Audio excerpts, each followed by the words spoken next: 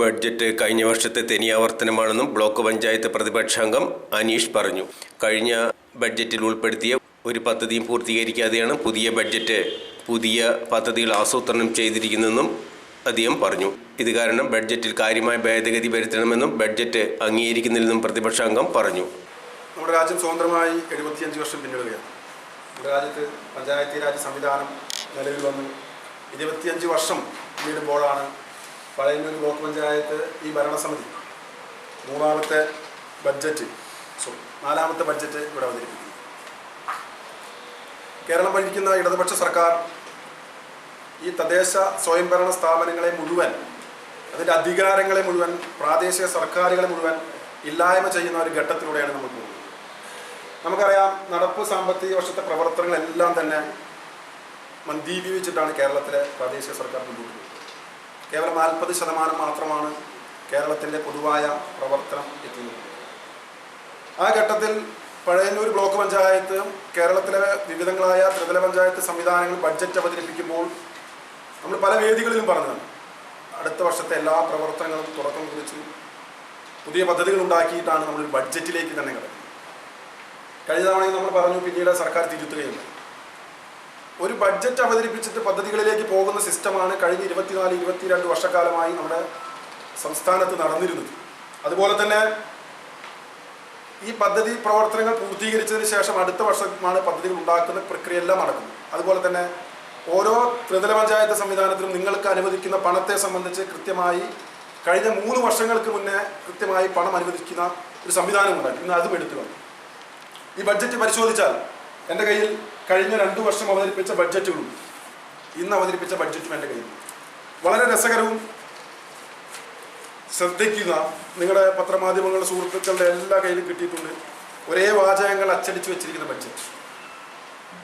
ഒരു അക്കത്തിൽ പോലും, അക്ഷരത്തിൽ പോലും, വാക്കുകൾ പോലും വ്യത്യാസമില്ലാത്ത ബഡ്ജറ്റ്.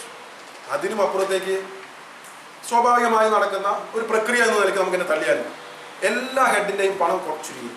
കഴിഞ്ഞ വർഷം 2.5 കോടി ആരോഗ്യ മേഖല, ഈ വർഷം 2 കോടി. അങ്ങനെ ഓരോ മേഖലയും എടുത്ത് പരിശോധിച്ചാൽ കഴിഞ്ഞ വർഷം റോഡ് വികസനത്തിന് 75 ലക്ഷം, ഈ വർഷം 16 ലക്ഷം. എല്ലാ പ്രവർത്തനങ്ങൾക്കും കഴിഞ്ഞ വർഷം എത്രയാണോ പണം വെച്ച് ആ പണം കുറച്ച് വെക്കുന്ന ഒരു ബഡ്ജറ്റ് അവതരിപ്പിക്കുന്ന സ്ഥിതിയിലേക്ക് കേരളത്തിലെ ത്രിതല പഞ്ചായത്ത് സംവിധാനത്തെ എത്തിക്കുന്നതിന് കേരളത്തിന് നേതൃത്വം കൊടുക്കുന്ന ഇടതുപക്ഷ സർക്കാരിന് കഴിഞ്ഞു എന്നുള്ളതാണ് ആദ്യമായി ആമുഖമായി ഈ ബഡ്ജറ്റിനെ സംബന്ധിച്ച് പറയാനുള്ളത്. പിന്നെ നേരത്തെ പറഞ്ഞതുപോലെ ഇതിനെല്ലാം ഒരു നേരം പോക്കാക്കി മാറ്റുന്ന രീതിയിൽ ബഡ്ജറ്റുകൾ അവതരിപ്പിക്കുമ്പോൾ ഒരു അക്ഷരമെങ്കിലും മാറ്റി ഒരു പുതിയതിലേക്ക് ചിന്തിക്കാവുന്ന തരത്തിലേക്കുള്ള ബഡ്ജറ്റുകൾ അവതരിപ്പിക്കാൻ ബന്ധപ്പെട്ട ആളുകൾ ശ്രദ്ധിക്കണം. സ്വാഭാവികമായും കമ്പ്യൂട്ടറിലുള്ള അതടിച്ച് അങ്ങനെ പ്രിന്റ് എടുത്ത് കൊടുക്കുന്ന ഒരു പ്രക്രിയയായി ബഡ്ജറ്റുകൾ മാറരുത്. ഈ ബഡ്ജറ്റ് എന്ന് പറയുന്നത് ഇവിടുത്തെ പ്രാദേശിക സർക്കാരുകളിലെ 6 ഗ്രാമപഞ്ചായത്തുകളെ ക്രോഡീകരിച്ചുകൊണ്ട് മുന്നോട്ട് പോകേണ്ട വളരെ ഉത്തരവാദിത്തപ്പെട്ട ഒരു ബ്ലോക്ക് പഞ്ചായത്താണ് ഇതെന്നുള്ള ബോധ്യം നമുക്കുണ്ടാകേണ്ടത്. അതുപോലെ കാലാകാലങ്ങളായി കഴിഞ്ഞ 3 വർഷക്കാലം 2023-2024 കാലഘട്ടത്തിൽ ഇവിടുത്തെ റോഡ് പുനരുദ്ധാരണത്തിന് വേണ്ടി വെച്ചിരിക്കുന്ന പണം എന്ന് പറയുന്നത് 65 ലക്ഷം രൂപയാണ് വെച്ചിരിക്കുന്നത്. ഇവിടെ 16 ലക്ഷം രൂപയാക്കി വെച്ചിരിക്കുന്നു എന്നുള്ളത് വികസനം മുന്നോട്ടാണോ അതോ പുറകോട്ടാണോ? 16 ലക്ഷം രൂപയ്ക്ക് 6 ഗ്രാമപഞ്ചായത്തുകളിലേക്ക് ബ്ലോക്ക് പഞ്ചായത്ത് അടിസ്ഥാന സൗകര്യ വികസനത്തിന് 16 ലക്ഷം രൂപ വെക്കുക എന്നുള്ളത് വളരെ ആളുകളെ നിങ്ങൾ ആലോചിച്ച് നോക്കണം.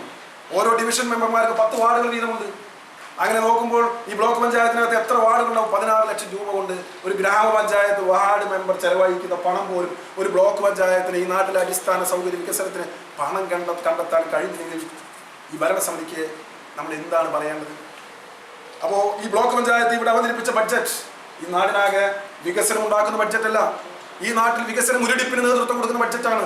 അല്ലെങ്കിൽ ഈ വികസനത്തെ എവിടേക്ക് കൊണ്ടുപോകണമെന്ന് ചിന്തിക്കാൻ സാധിക്കാത്ത ഒരു ബഡ്ജറ്റാണ് ഇവിടെ അവതരിപ്പിച്ചിട്ടുള്ളത്. ഈ ബഡ്ജറ്റ് അവതരണത്തിന്റെ ഭാഗമായി വെറുതെ ഞാൻ നേരത്തെ പറഞ്ഞതുപോലെ കാലാകാലങ്ങളായി വായിക്കുന്ന ബഡ്ജറ്റിനകത്ത് വെറും അക്കങ്ങൾ മാറ്റിക്കൊണ്ട് ബഡ്ജറ്റ് അവതരിപ്പിക്കുന്ന തരത്തിലേക്ക് പോയത് നിങ്ങൾ പുനഃപരിശോധിക്കണം. ഈ ഭരണസമിതിയുടെ അവസാന ബഡ്ജറ്റിലേക്ക് കടക്കുമ്പോഴെങ്കിലും ഒരു പുത്തൻ ആശയങ്ങളുമായി ഞാൻ കഴിഞ്ഞ യോഗങ്ങളിലും കഴിഞ്ഞ ബഡ്ജറ്റ് പ്രസംഗത്തിലും പറഞ്ഞതുപോലെ ഒരു ബ്ലോക്ക് പഞ്ചായത്തിനെന്നല്ല, ഒരു പ്രാദേശിക ഗവൺമെന്റിനെന്നല്ല, ഒരു പ്രാദേശിക സർക്കാരിനെന്നല്ല, സംസ്ഥാന ഗവൺമെന്റിന് പോലും ഇന്ന് വികസന പ്രവർത്തനവുമായി മുന്നോട്ട് പോകണമെങ്കിൽ മറ്റ് ഏജൻസികളിൽ നിന്നും പണം ലഭ്യമാക്കാനുള്ള സാഹചര്യം ഉണ്ടാക്കണം. നമ്മൾ ഈ പ്രവർത്തനങ്ങളെ വിമർശിക്കുക മാത്രമല്ല, ഈ ബ്ലോക്ക് പഞ്ചായത്തിന് മുന്നോട്ട് നയിക്കാനുള്ള ആശയങ്ങൾ കൂടി മുന്നോട്ട് വെക്കുകയാണ്. അങ്ങനെ മുന്നോട്ട് പോകണമെങ്കിൽ ഈ സർക്കാർ സംവിധാനത്തിൽ നിന്ന് വ്യത്യസ്തമായി നബാർഡ് പോലെയുള്ള പുതിയ സംവിധാനത്തിലൂടെ പണം കണ്ടെത്തി ഈ പ്രദേശത്ത് പഴയന്നൂർ ബ്ലോക്ക് പഞ്ചായത്ത് എന്ന് പറയുന്നത് ശക്തമായ ഒരു കാർഷിക മേഖലയാണ്. ആ കാർഷിക മേഖലയെ മുന്നോട്ട് നയിക്കണമെങ്കിൽ ഈ ബ്ലോക്ക് പഞ്ചായത്ത് വയ്ക്കുന്ന 1 കോടി രൂപ കൊണ്ട് മുന്നോട്ട് പോകാൻ സാധിക്കില്ല. ആ തരം ഒരു ഏജൻസിയെ കണ്ടെത്തി ഈ പഴയന്നൂർ ബ്ലോക്ക് പഞ്ചായത്തിന്റെ കീഴിൽ വരുന്ന കാർഷിക മേഖലയെ ശക്തിപ്പെടുത്തുന്ന കാർഷിക മേഖലയുമായി ബന്ധപ്പെട്ട് പറയുമ്പോൾ വളരെ പ്രധാനപ്പെട്ട ഒരു വാചകം ഞാൻ കൂട്ടിച്ചേർക്കുകയാണ്. ഇന്ന് കർഷകർക്കുണ്ടാക്കുന്ന ഉൽപ്പന്നങ്ങളും അത് വിൽക്കുന്നതും എല്ലാം വലിയ വിഷയങ്ങളായി നിൽക്കുന്നുണ്ടെങ്കിലും ഇന്ന് പഴയന്നൂർ ബ്ലോക്ക് പഞ്ചായത്തിന്റെ കീഴിൽ വരുന്ന പ്രദേശത്ത് ഏറ്റവും കൂടുതൽ ബുദ്ധിമുട്ട് അനുഭവിക്കുന്നത് കാട്ടുമൃഗങ്ങളുടെ ശല്യമാണ് എന്നുള്ളത് പറയാതെ പോകാൻ സാധിക്കില്ല. സോളാർ ഫൈസിംഗ് ഉൾപ്പെടെയുള്ള മറ്റ് നൂതനമായ മാർഗങ്ങളിലേക്ക് കടക്കാൻ പഴയന്നൂർ ബ്ലോക്ക് പഞ്ചായത്തിന് നേതൃത്വം കൊടുക്കാൻ സാധിക്കണം.